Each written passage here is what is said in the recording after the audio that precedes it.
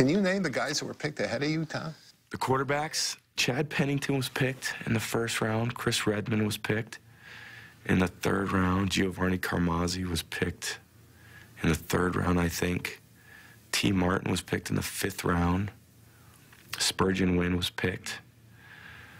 There was one other guy, small school guy, Mark Bolger. In the 2000 NFL Draft, a quarterback who would become one of the best of all time was available. He wasn't the highest rated. He wasn't the best athlete. He didn't have the best numbers, win a championship, have the best mechanics, or the strongest arm. And he wasn't selected until pick number 199. Tom Brady went in the 6th round, and 6 quarterbacks were taken ahead of him. What do you think makes a good ball player? I don't know. You don't know? Tom Brady knew as much then as experts will tell you now. It's not easy to identify good players, and even harder to predict NFL quarterbacks.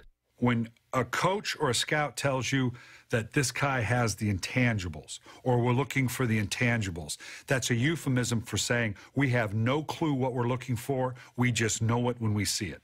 You know, you have these guys that are in college, and yeah, they have the ability to stand back there in the pocket and throw it to this guy who's open by 10 yards.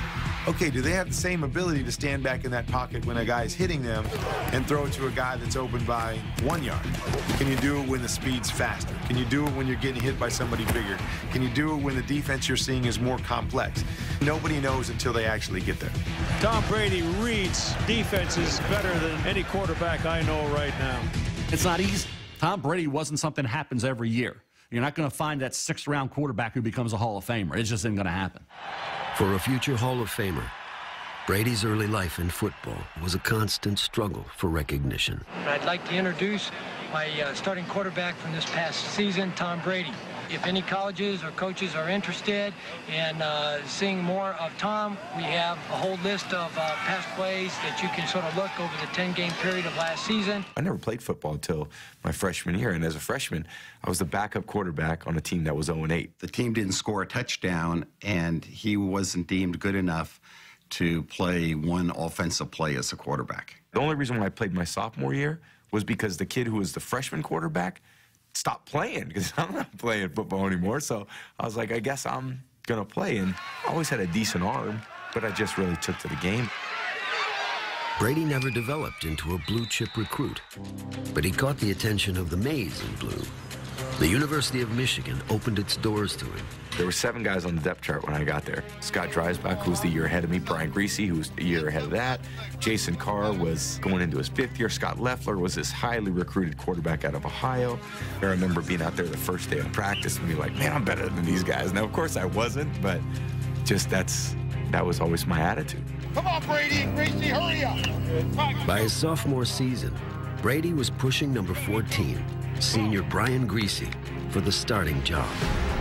Greasy and Tommy they were tied. I mean, they were neck and neck. No one knew who was going to start, and Coach Carr's thing was always the tie goes to the upperclassmen. I remember Tommy being a little, mad about that, and thought about transferring, and thought about going back home to Cal or something like that. He came back the next day. He sat down right in front of my desk, and he said, Coach, I'm not going to leave, and I'm going to prove to you that I'm the best quarterback. There's no question. As I looked into his eyes, he had a goal in mind, and he was not going to be denied. In his junior year, Brady started every game and won 10 of his final 11. But to remain the starter his senior season, he would have to fend off sophomore Drew Henson. Before even coming to Michigan, Henson was a state hero, a 2-sport phenom for a high school 20 miles outside of Ann Arbor. He probably was the most highly touted athlete to come to Michigan, at least in my memory. You know, he has incredible talents. I mean, faster than I was, stronger, quicker. more elusive, better arm. This guy has, they say, can't miss written all over him. Lloyd Carr said, I've never been around a guy that has this much potential. At the start of Brady's senior season, the tight quarterback battle did not automatically go to the upperclassmen. Who's our starting quarterback? What time's the game? 3:30? You'll see then. Coach Carr said, all right, Tom, you're going to start the games. Drew's going to play the second quarter games, and then we're going to decide, who plays after that. He thought he had two good quarterbacks, wanted to play them both, and he said he was going to go with the hot hand. We had a chance to talk to some NFL personnel, and this one director of player personnel said he understood why Michigan is continuing to try to get Henson more and more opportunities to go out there and get experience because his upside is so much higher than Tom Brady's. And I said, yeah, but Brady's the guy with the experience. He's the captain. 10 wins last year. He said, yeah, but if he doesn't play Henson, he's got a problem because then Henson's going to go and he's going to go play baseball. Tommy was the clear cut. He was the captain of that team. He was the leader of the team, and he was the best quarterback on that team, bar none. Ask any guy on that team. With Carr juggling the quarterbacks, Michigan won its first 5 games. But against Michigan State, the Wolverines got in a 17-point hole with Henson. And Brady was asked to dig them out of it. Pump fake going to the corner. Terrell is open. Touchdown, Michigan. Brady threw for 241 yards in the final 18 minutes and nearly brought Michigan back. After a 307-yard performance the following week, the quarterback competition was over. Brady really separated himself the way he played. And that's when I decided Brady was going to be the quarterback and Drew was going to be the backup. Against Penn State, Michigan trailed by 10 in the final minutes. Miller's open, reaches for the touchdown, Michigan. And the legend of the comeback kid was born. Throws it, and a touchdown. Tom Brady leads the Wolverines back. There's no greater leader in intercollegiate athletics than Tom Brady. He's handled his difficult coaching decision this year in a way that only enhanced his stature among his teammates and all those people who love Michigan. Brady's finest collegiate performance was still to come. The Orange Bowl. It's the last time I'd take the field as a Wolverine. We got down in the game 14-0 and came back and tied it 14-14. We got down 28-14 in the second half, came back and made it 28-28.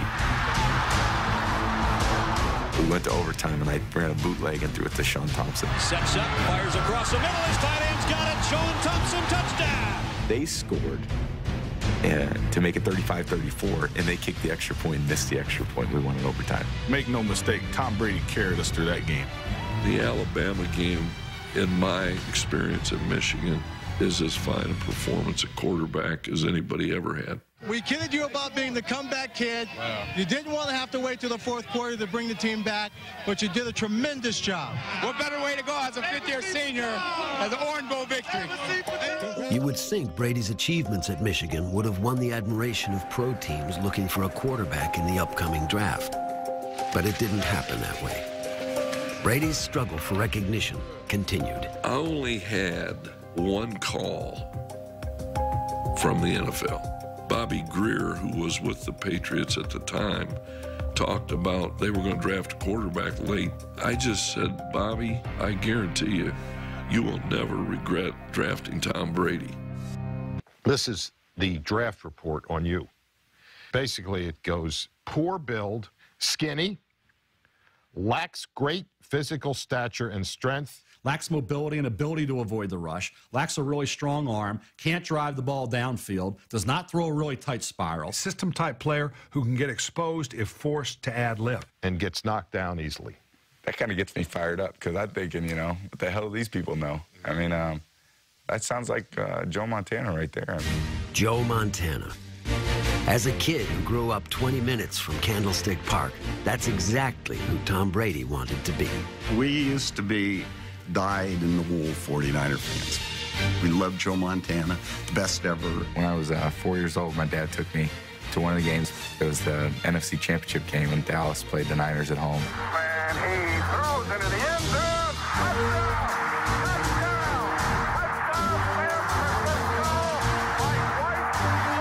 We were sitting in the end zone when Dwight Clark made the catch. In the 2000 NFL Draft, The San Francisco 49ers were one of the teams looking for a quarterback. We knew all about Tom. Tom was from Sarah High School, right up the street here. At the Combine, when you watched Tom, you saw this tall, gangly-looking kid. Looked like haven't ever seen a weight room. Ran a 5.2 something. One of the slowest quarterbacks in the Combine. Does he wow you throwing the ball? Mm-mm. There were some other guys that could shoot it, and he had just an okay arm. Did his coaches at Michigan really stand on the table and say, this is the greatest thing since Joe Montana? No, not even close. They had to decide if it was he or Drew Henson. We even had a local combine in San Francisco where the kids from the local colleges or the local high schools can come by and have a workout. And Tom was there, and Bill was there. We were all there. And Tom, to be quite honest, did nothing that would say, hey, we need to draft this guy. His 40 time and that vertical jump. In 32 years of doing this, we talked about 576 quarterbacks. He was number 576. It's not really what my skill set is, but fortunately for me, that's not what quarterbacking is about either. If you're going to go somewhere and learn a little bit about quarterbacking, you might as well go the Bill Walsh School of Quarterbacking, of which Steve Mariucci is a pretty good offensive coach in his own right. Giovanni Carmazzi, quarterback of the Flying Dutchman of Hofstra, and he's the second quarterback pick. We had season tickets for the 49ers for 25 years, and we were just hurt. It just, we kind of took it personally, if you will. Giovanni Carmazzi, the quarterback who was ranked second on your board behind Chad Pennington. Tell me where he fits in this current quarterback situation. Well, he was probably the best quarterback in the draft as far as athletic ability. This is a fine athlete with a real future. We were sweating it out about the last 10 picks that somebody would take him. Then we heard later that others were just about to take him when we did. So that was one of our better choices. We're in the draft room. It was the 5th round. We already had 3 quarterbacks at the time. We had just signed our #1 quarterback, Drew Bledsoe, for a lot of money. How much time's left on the clock? 9 minutes and 18 seconds. I remember Belichick walking up to the board and said, wow, this Brady's still on the board. One of the real troubling parts was the Michigan situation, the fact that really they were trying to replace him as their starting quarterback and say, okay, they don't really want this guy as their starting quarterback. They want another guy. Well, what's the problem here? It's a little bit of a red flag there. The Patriots' first 5 picks were number 70, tackle Adrian Clem, who started just 10 games for them in 5 seasons. Running back J.R. Redmond, who finished his career with less than 700 rushing yards. Tackle Greg Robinson Randall, who lasted just 3 seasons with the team. Tight end Dave Stachelski and defensive lineman Jeff Marriott. Both never made the roster. And with the 199th overall pick, they selected a skinny quarterback from Michigan named Tom Brady. There's nothing we could really do about the whole Henson situation. We just had to evaluate what we saw, and we saw Tom time and again his senior year start the game off well, and then so many times Tom would come back in and rescue the situation and pull out the win for Michigan against great competition, the biggest game. He just took his opportunities and tried to make the most out of them. Brady made his share of rookie mistakes. I can't stand it. Run it again. Huddle up and run it again, Brady. But he possessed a veteran's confidence. This skinny beanpole of a young man walked over to me and said, hi, Mr. Kraft. I want to introduce myself. I'm Tom Brady. I said, I know who you are. You're our 6th-round draft choice. And I always remember he looked me like a laser, eye to eye, and he said, that's right, and I'm the best decision this organization has ever made. I remember calling my agent, and I said, I think I want to buy a house. This is 2 weeks into training camp. And he's like, are you nuts? Why don't you make the team first? I'm like, yeah, I'm going to make the team. Don't worry about that. Like, let's just make sure we get a good interest rate. Back! Oh, no, push, back. No, this way, angle, push. 37 days ago, Steve Young pulled the plug on the 49ers' 20-year dynasty. From Montana and Young, we now have Garcia and Meyer. But perhaps the starter of the future is 23-year-old Giovanni Carmazzi. You can't really set your expectations to play like Joe Montana or Steve Young, but just the fact that they considered me to be a guy who maybe someday could adequately fill those shoes, I'm very proud of that, and it's a tremendous honor. Gio, look at me. What's the situation? What's that? What's the deal here? All right. Yeah, but what's the down and distance, and how much time do you have left? Don't look. 22 seconds. Okay. All right, Gio's out of bounds. 1 foot in front of the numbers, right there. Right there. That's the difference between him making 5 yards and 12 yards. Here versus here. Put it where you want it. This kid had all the measurables. He was fast. He was athletic. He was strong. He was smart. Played at Hofstra. Well, you know, is Hofstra playing for the national championship? No, but they had a lot of good players coming out of there, okay? But it became evident, first game, preseason game, the stage was maybe a little too big. The lights might be a little bit too bright for him. Hey, Coach. 2 days after Joe Montana was inducted into the Hall of Fame, the 49ers were hoping to see signs that Giovanni Carmazzi was the next Joe Montana. Carmazzi under pressure, and let it be duly noted that his career begins rather ingloriously with back-to-back sacks. The next Joe Montana was on the field that day. He just happened to play for the other team.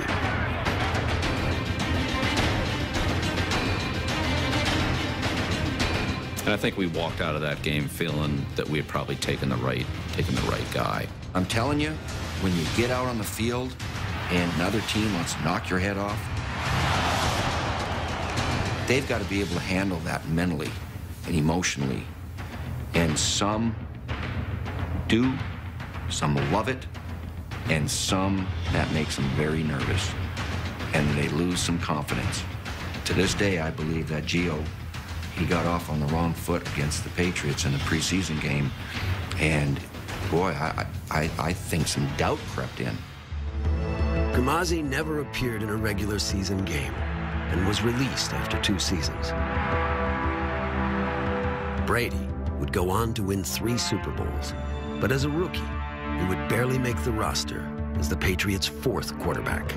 The reason we didn't release him was because we felt that we didn't want to take a chance on losing him, and so we carried him as a 4th quarterback even though he never played, and it was really a wasted roster spot for the 2000 season, but we felt that Tom had enough potential if he could continue to improve, so that's why we carried him as an active player.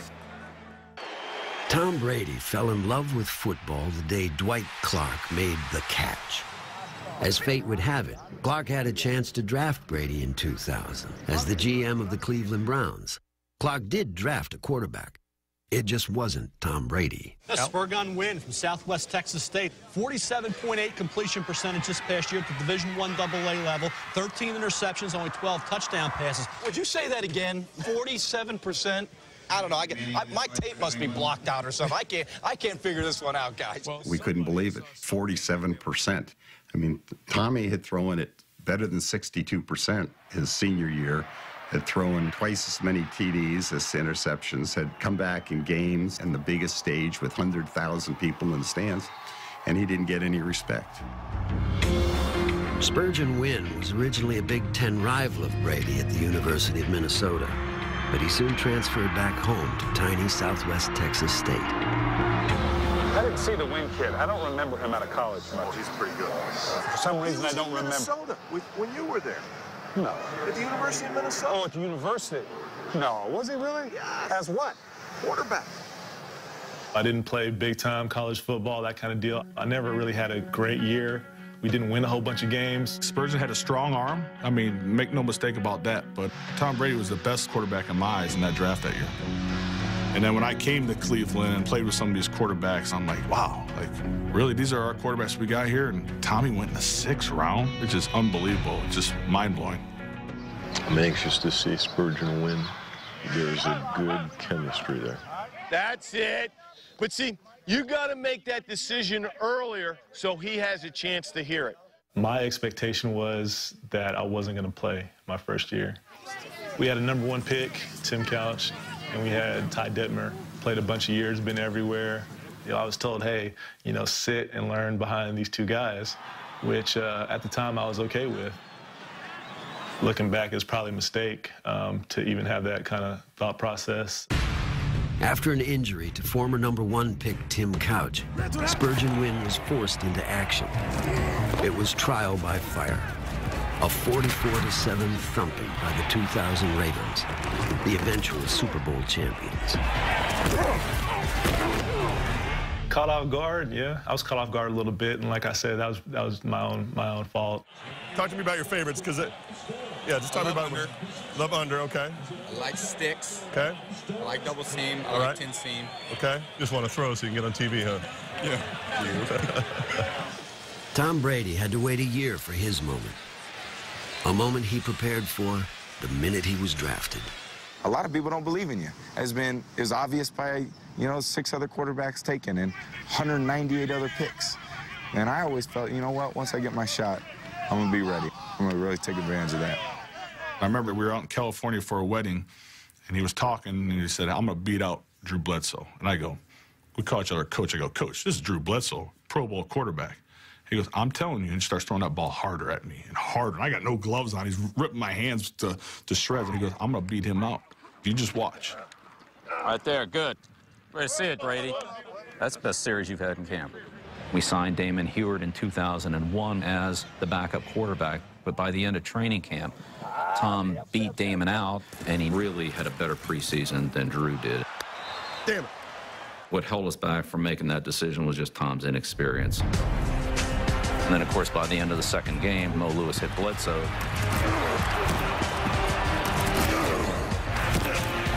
And the rest was history. And I knew when he got hurt that there's no way Tommy was going to get that job back to Drew. Tom Brady has been put into quarterback and Drew Bledsoe taken out. The story is well known.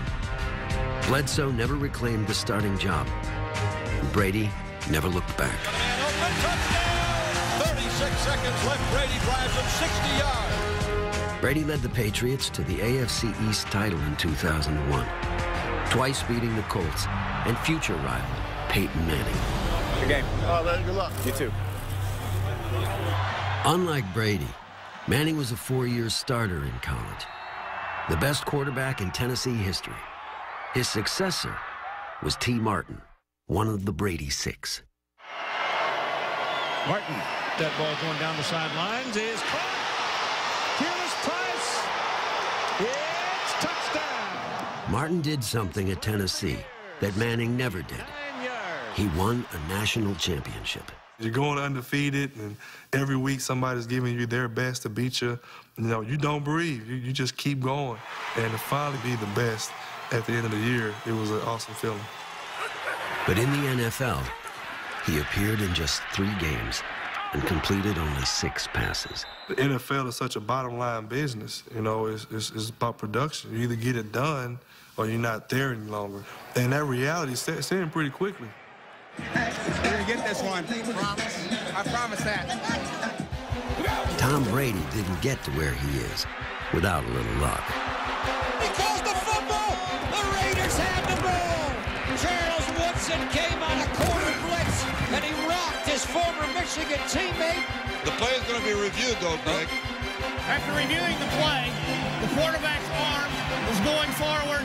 It is an all right. Patriots retain the ball.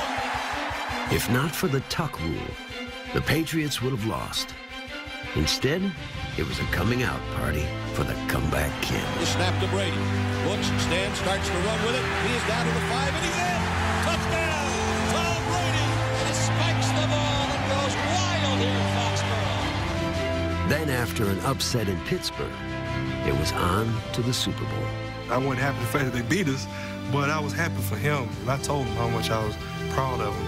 I actually gave him a hug, and I wished him well. I said I was going to get you down. I said I was going to get you down. With the score tied late in the game, many expected New England to run out the clock. Now with no timeout, I think that the Patriots, with this field position, you have to just run the clock out. You have to play for overtime now. Instead, the Patriots gambled on pick 199. In those last 2 minutes, I got a glimpse of what Tom Brady would become. He's a guy that no situation's too big. 41 seconds left. He's a guy that can find ways to win games for you. Caught. Troy Brown at the 40. setting up the winning field goal to beat us.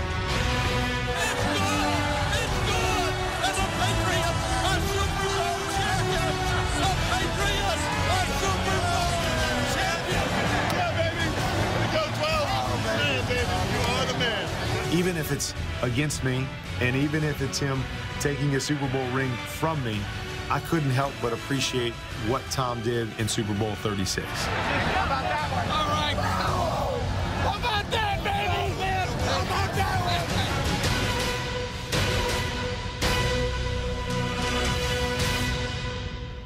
one? In the 2001 season, Tom Brady led the Patriots to one of the biggest upsets in Super Bowl history. A surprising feat for the 199th pick in the 2000 draft. But he wasn't even the first quarterback in his draft class to get a ring. I ended up getting picked up by the Baltimore Ravens, and we ended up going to the Super Bowl. So obviously Greg got a Super Bowl ring out of it, which was awesome. We were prepared to take Chris Redman in the first round. Our scouts in particular really loved the guy. So when he kept falling, and we were able to pick him up in the third round, the room kind of exploded because we felt like we were getting a late first-round value. Slot right, 80 curl on one. Slot right, 80 curl on one. Ready. Redman played for his father at Louisville Male High School, where he set the national record for touchdown passes in a season with 57. Chris Redman, touchdown, great pass again. Like Tom Brady, Redman was recruited by Michigan. As far as recruiting goes, what's the most memorable recruiting story you have so far? I'd probably just say when I was at my girlfriend's house, and I had no idea who it was, and all of a sudden they said telephone, and I was like, hello, and they said, this is Michigan calling, and I had no idea. I mean, they would call you at your girlfriend's house, so they kind of go to extremes. Redman ended up staying home at the University of Louisville, where he became their all-time leading passer. But he was just another guy in Baltimore, educated in the nuances of the clipboard. You want to switch seats? No. I want a cumulative. That way I can look here and see by personnel and down and distance if there's any tendency to what they're doing. So you just keep going. Chris Redman was a coach's son, and we had high expectations for Chris. We thought he could process the game a little bit faster than he did, and it just didn't turn out for him. I was out of the league for a couple of years, actually selling insurance on the streets. It sounded good. You get to play a lot of golf, be outside, and be a people person, which I am. But I found out that it's tough. You know, I found it being harder than football because I was not really good at it. You know, and I was like, man, if I get a chance to do the football thing, I'm going to make sure that I make the best of it. In the spring of 2005, Redman got another chance, a tryout with the New England Patriots. You know, Chris is a big, strong kid. You know, physically had good talent, but after working with him for a period of time, we just felt that there were other options. All right, okay. Redman was nearly Brady's teammate. Chad Pennington was his rival. Pennington was the first quarterback taken in the 2000 draft. 181 spots before Tom Brady. With the 18th pick in the first round, the Jets select quarterback Chad Pennington from Marshall University.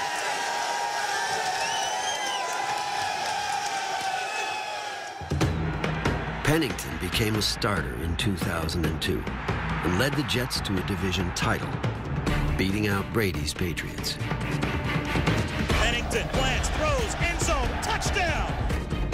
But after that, the rivalry was one-sided. Brady won 7 of the next 8 meetings, while injuries threatened Pennington's career. I had 2 shoulder surgeries within 8 months, 2 rotator cuff tears, and I had lost the zip on the ball. Well, obviously. That's that lob throw. That's that slow curve, that slow knuckleball. Oh, I like that one. You know, a lot of times you're coming back from an injury with a body part that you don't have to survive with it. Shoulder, quarterback, that's your survival. That's your whole livelihood. All right, here we go. Let's get some yards here. One on, right 35, on one. Ready? In contrast, the string bean from San Mateo seemed invincible. At one point, making 111 consecutive starts. You know, part of being a quarterback, being a leader, is being on the field. And you never want to see someone else do your job. Like Brett Favre, you know, he never came off the field, never even gave a chance for any other quarterbacks to get his job. That's how I feel. I don't ever want anyone to ever think, man, maybe someone can do Tom's job better than he can do it. Are we gonna fight? Are we gonna lay down? In the 2003 season, Brady led the Patriots to another Super Bowl, another last-minute game-winning drive, another Super Bowl MVP award. Showing up ain't over yet. We gotta give us another. We gotta get. How would that do with that quarterback? To me, what separates really good players from great players, execute well under pressure. The biggest games, the greatest stage, I think that's what playing quarterback's all about. A punch-pounding finish to Super Bowl 38. Snap, ball down, kick up, kick is on the way, kick is good! Kick is good! It's over! We're the Super Bowl champions again! You didn't doubt it, did you? A year later, Brady became the youngest quarterback to win 3 Super Bowl titles. Mark Bulger was there for Brady's first, a third-string quarterback on the opposing sideline, another member of the Brady Six. The next year, we started out a little rough, you know, the Super Bowl hangover, whatever they want to call it. And Kurt ended up breaking his finger. We were 0-5, and Coach Martz pulled me in his office and said, I'm going to start you. You know, the first game he played was against the Oakland Raiders, and he went in and really tore it up. In the first few games that he played, I mean, he was really, really spectacular. And good patience by Mark Bulger. Absolutely. He threaded the needle. Unfortunately for me, it made me expendable. Nice. Nice. Really nice, huh? Boy, that's pretty. That's what that is. That's beautiful. How about you, huh? Just another reason why you're the best. Bulger reached 1,000 completions faster than any quarterback in NFL history and was twice voted to the Pro Bowl. I felt physically that he was as gifted a thrower as any quarterback that I'd ever been around. What's up, Mark? You're living good, man. You're living good. Unfortunately, I don't think all the pieces were around him long enough. They were all getting older. Some people had to be replaced, and I think that's kind of Mark's career. Played great when he had the right guys around him. When he didn't, he struggled, and, you know, it's the same for most of us. But not Brady. In 2006, he made a championship run with a receiving core made up primarily of cast-offs. Touchdown, Doug Gabriel! And newcomers. Touchdown to rookie Chad Jackson. I remember I was playing with the Chargers, and that's when LT set the records. We were just hot that year. He goes, we're going to beat you guys. This guy's overrated. This guy can beat by double moves. And everything that he said, when he left, I go, we're in trouble. Sure enough, 2 minutes ago, he kind of gave me a look, and I go, you got to be kidding me. Looking left, firing over the middle. It is caught over the middle by Daniel Graham. Stands in the pocket, shoots it long and deep to the right side. It is caught. Richie Caldwell. Boom, boom, boom, boom. Game. That was a tough one. It's a lot tougher. A lot tougher. Brady came up 1 game short of another Super Bowl appearance. Intercepted! Marlon Jackson! The Colts are going to the Super Bowl! But he would return the following year with one of the best seasons by a quarterback in NFL history. Let's go, baby! Let's go today now! Tom Brady was driven to excel by the 6 quarterbacks drafted in front of him and the early push he received from Drew Henson in college. The connection with Henson is deepest. After all, Brady's career was supposed to happen to the can't-miss kid. Well, he would have been a first-round draft choice. I mean, he showed the characteristics you look for in an NFL quarterback. And then Tommy Brady, there's no way that any of us really thought that Tom was going to become the quarterback that he became in the NFL. Like Henson, Brady was a 2-sport prospect. When it's down and away, you drop the shoulder. You got to keep on down and away. You got to stay up on it. My high school is known for baseball, and I love baseball. I was a much better baseball player going into high school. You play baseball? Pitcher and catcher. I love catching. Kind of figured out back there. Pitchers are too mental. He got drafted in the 18th round, but we were told had he not committed to Michigan, he would have been a 2nd or 3rd round draft pick. Brady gave up baseball when he got to Michigan. Drew Henson was drafted by the New York Yankees and continued to play both sports. When I had my summertime, I just went and I played baseball with the Yankees farm system as opposed to other kids with other summer jobs.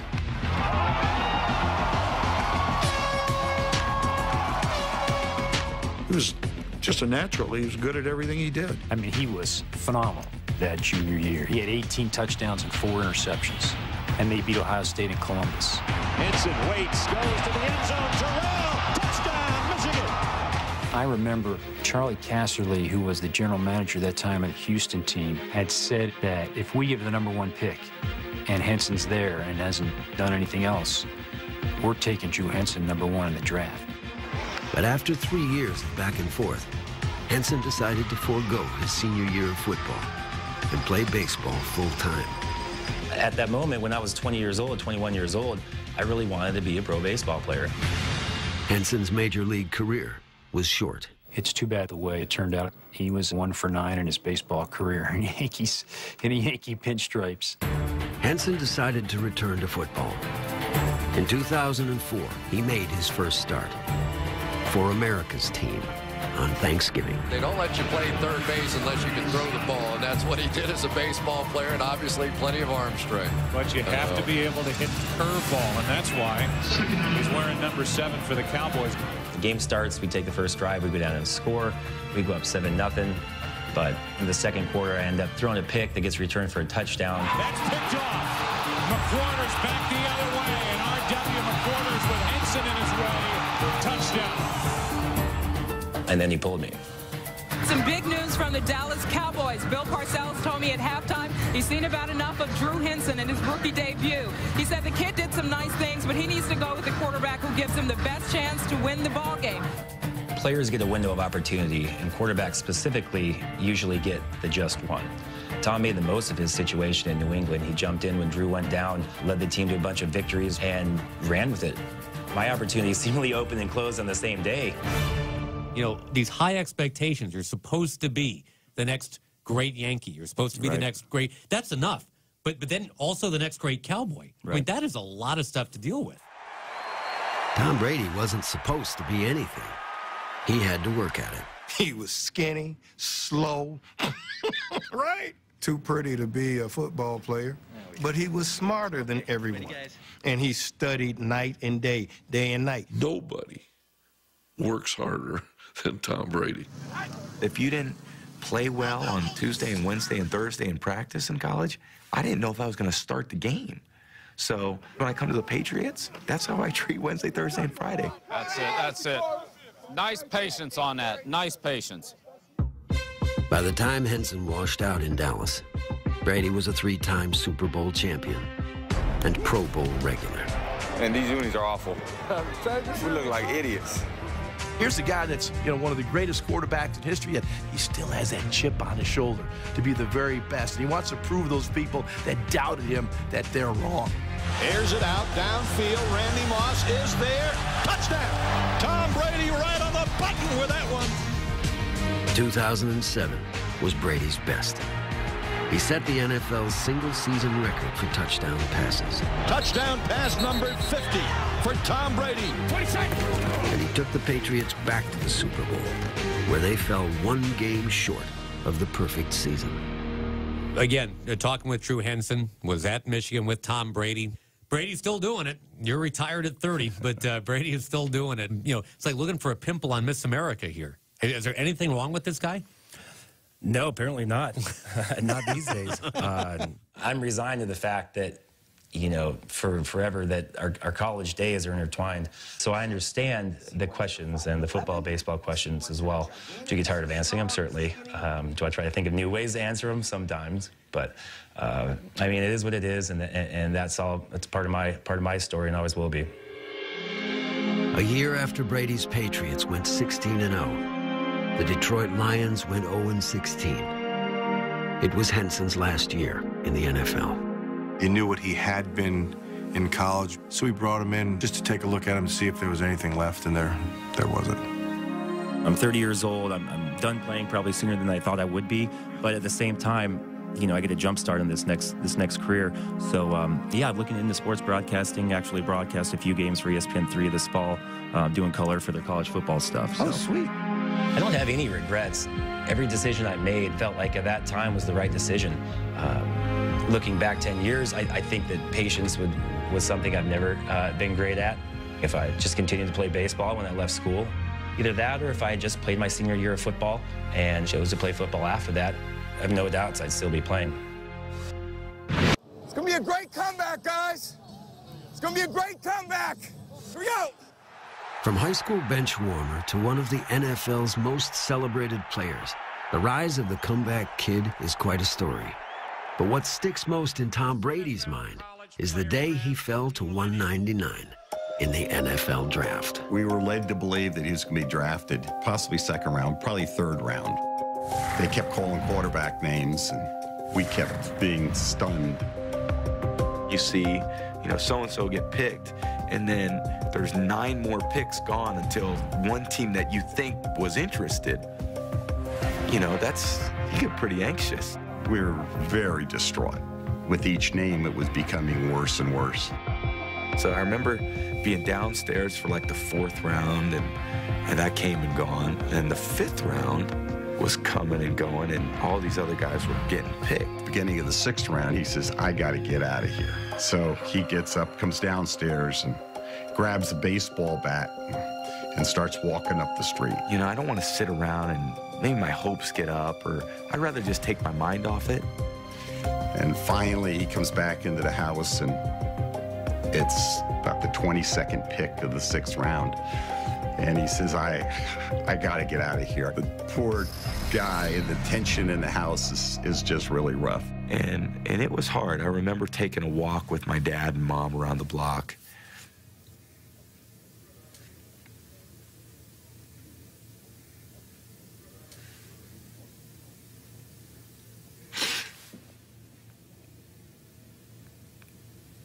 It was just a tough day, I just remember being there with my mom and dad. Sorry about that. They just were so supportive of me.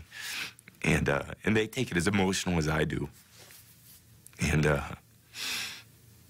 finally when the Patriots called, I was so excited. I was like, I don't have to be an insurance salesman, So my family was there. We were all excited. And thank God I got picked here. He got drafted. And we were jubilant. Of the 6 quarterbacks taken ahead of Brady, 3 played in the league in 2010. Mark Bulger was Joe Flacco's backup in Baltimore. Chad Pennington underwent surgery on his right shoulder for a 4th time. The 2-time comeback player of the year hopes to return for another season. I don't really want to major in that comeback player of the year award. I don't want to come back anymore. I want to be here to stay. Chris Redmond plans to return for his 5th season as a backup in Atlanta. I was so bad at insurance, I don't know if I can do that again, but there's still a few of us still left around. I guess we'll keep fooling them, I don't know, besides Tom.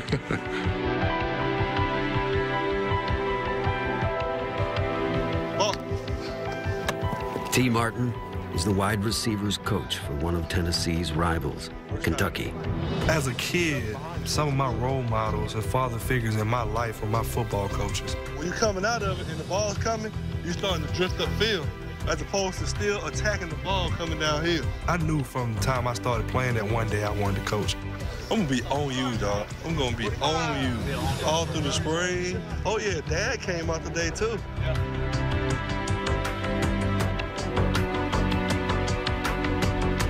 This is my son. This is Spurgeon IV. I'm saying baseball or golf. This might be the next PGA Masters winner or 30-game winner. Has there been a 30-game winner? Spurgeon Wynn is an energy trader in Houston. Obviously, the whole evaluation process isn't perfect. I mean, this is just living proof, right?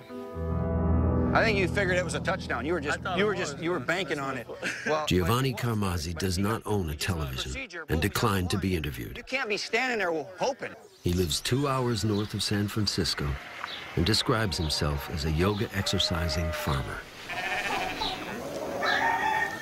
he has 5 goats. Hey, this is Michigan weather right here. In 2010, 3-time Super Bowl champion Tom Brady became the first unanimous MVP in NFL history. Not bad for a California kid. It's a story that I tell guys. I can come from anywhere. I can go undrafted, drafted low, and win a Super Bowl. Tom Brady did it. I'm proud to be part of that 2000 quarterback draft class that he's holding the torch high for us. I feel like Tom Brady's one of those players where everything came together in New England, but he would have had some form of success no matter where he went, no matter where he was taken, and no matter what team drafted him. And he was right in our backyard, and he probably always wanted to be a 49er. And that would have been great. In fact, if we'd have drafted him, I probably would still be coaching there. We all missed on Brady, including the Patriots, because if they knew he was going to be that good, they wouldn't have waited till the 6th round. Lacks great physical stature and strength. Lacks mobility and ability to avoid the rush. Does not throw a really tight spiral. System-type player who can get exposed if forced to add lift. It means they missed the most important part, heart. They didn't understand what drives somebody. We didn't open up his chest and look at his heart. We didn't look at that. I don't know if anybody did. And what kind of spine he has, and resiliency, and all the things that are making him really great right now. This game is a struggle. Tom Brady embraced that struggle more than anybody I've ever known. It's not by accident he got to where he is. And once he had a Super Bowl, 2 Super Bowls, 3 Super Bowls, it doesn't matter. He's still working just as hard. Throwing the ball with the C as opposed to a U, keeping your front shoulder closed, the little 6-inch step. That bicep as close to your ear as you can. By the time it's all said and done, who knows how many rings he'll have. A decade into his career, the man taken with pick 199 has achieved it all, but still feels he has plenty to prove. It's not really a chip on my shoulder. It's just that feeling that, man, maybe nobody wants you. When I watch myself play at times, I still don't think I'm very good. Man, you're still not very fast. You know, you got a decent arm, you know. You made some pretty bad reads on that day. That's what gets me up and motivates me. I always want to feel like I'm the best quarterback for this team. I want to earn it every single day.